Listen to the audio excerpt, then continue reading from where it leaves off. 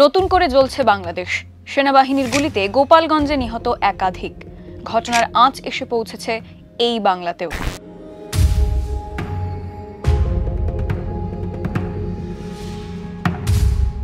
বছর ঘুরলেই পশ্চিমবঙ্গে ভোট। শুক্রবার দুর্গাপুরের মঞ্চ থেকে তৃণমূল সরকারকে বিঁধেছেন প্রধানমন্ত্রী নরেন্দ্র মোদী। यहाँ टीएमसी ने अपने स्वार्थ में पश्चिम बंगाल की पहचान को भी दांव पर लगा दिया है।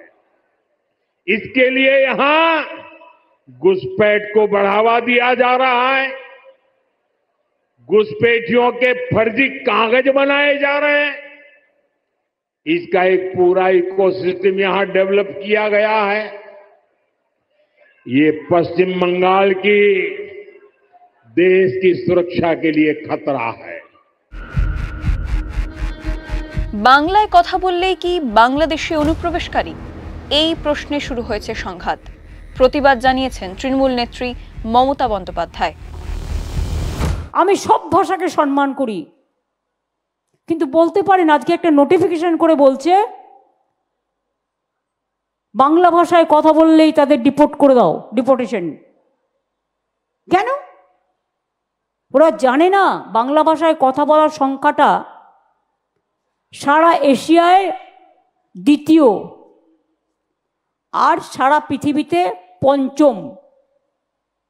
আমি গুজরাটিও জানি, মারাঠিও বলতে পারি, পাঞ্জাবিও বলতে পারি, আসামিজও বলতে পারি। তার কারণ যত ভাষা শিখি তত ভালো। আমার এখানে যাদের নিয়ে যাওয়া হয় মজদুর, তারা স্কিল মজদুর। তারা না থাকলে তাদের কাজ হবে না বলে নিয়ে যায়, দয়া করে নয়।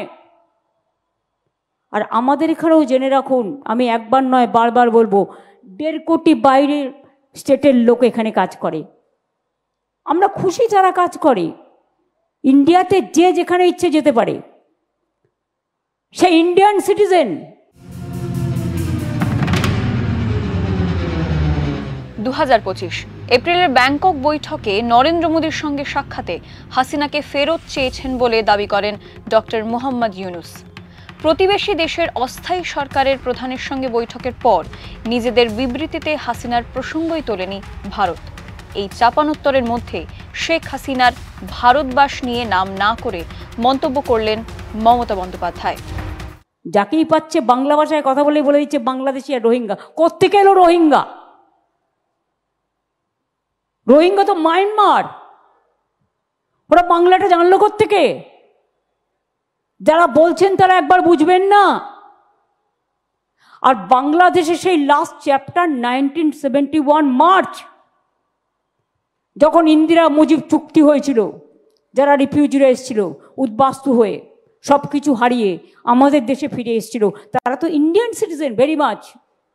এখন আসতে পারে না। এখন আসতে না পারলেও আমাদের অতিথি তো কয়েকজনকে রেখেছে ভারত সরকার।